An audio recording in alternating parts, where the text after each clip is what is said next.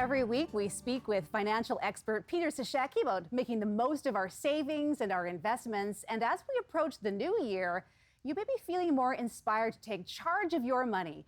Peter joins us this morning with some financial resolutions for the new year. Good morning, Peter. I love the look.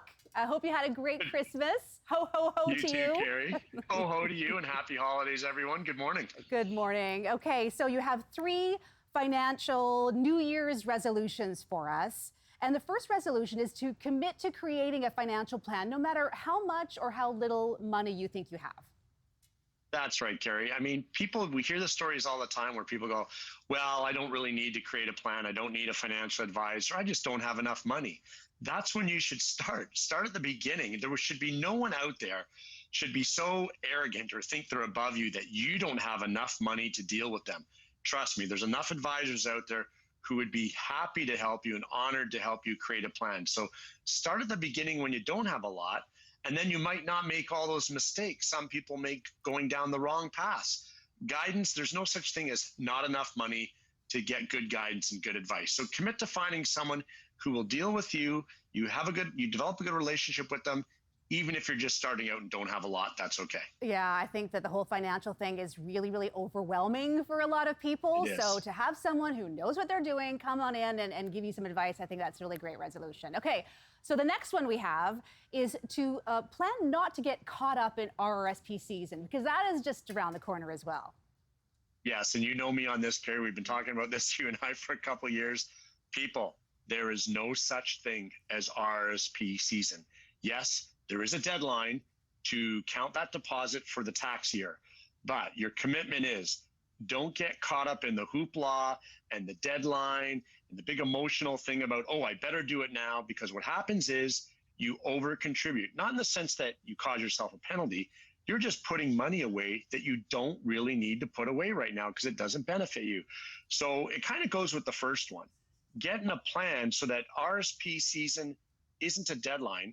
RSP season or RSP deposits are just part of your everyday planning.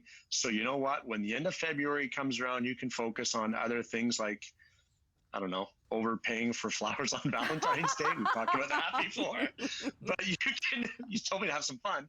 But you can focus on other things and not worrying about, oh no, what do I have to contribute the last day of February? Because it doesn't matter, because you've already taken care of it the previous 12 months of the year. Yeah, something that we think about every month or throughout the year, rather than leaving it to the last minute and throwing a bunch of money down. Absolutely. Okay, and your final New Year's financial resolution for us is to pay yourself. Now, I'm trying to wrap my head around this. What do you mean by pay yourself? Well, if this hasn't ever been more true than it is these days after what we've been through almost the last 2 years now, or 22 months, this means, yes, people say, oh, I got to pay down the credit card, or I got to pay down the mortgage, or I got to pay this, or I got to pay that. You know what? Carve out a little for yourself, and people, please book a holiday, do something, get out there, stay safe, but get out there and do something for you and your family, which will help your overall mental well-being. Because guess what? You could say, oh, I'm going to put this towards the house or the mortgage or whatever. It's still going to be there tomorrow, Carrie.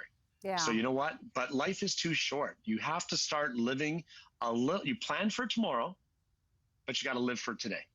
And you have to do some things for yourself and have some fun. I mean, you've got kids. Wouldn't you love to say, hey, to the girls, we're going off to Disneyland or doing something, or wherever it is that you want to do, but carve out a little bit for yourself and start to enjoy life. And we talk on the show, we've talked about the work optional lifestyle, which means maybe you work a little longer, but you do one of those retirement trips every year while you're younger and you can enjoy it. It's time to start enjoying things, people. Get back to enjoying life. Peter, you came bearing gifts in your Santa hat, that's for sure. And great advice as usual.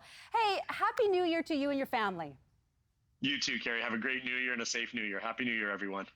Thanks so much, Peter.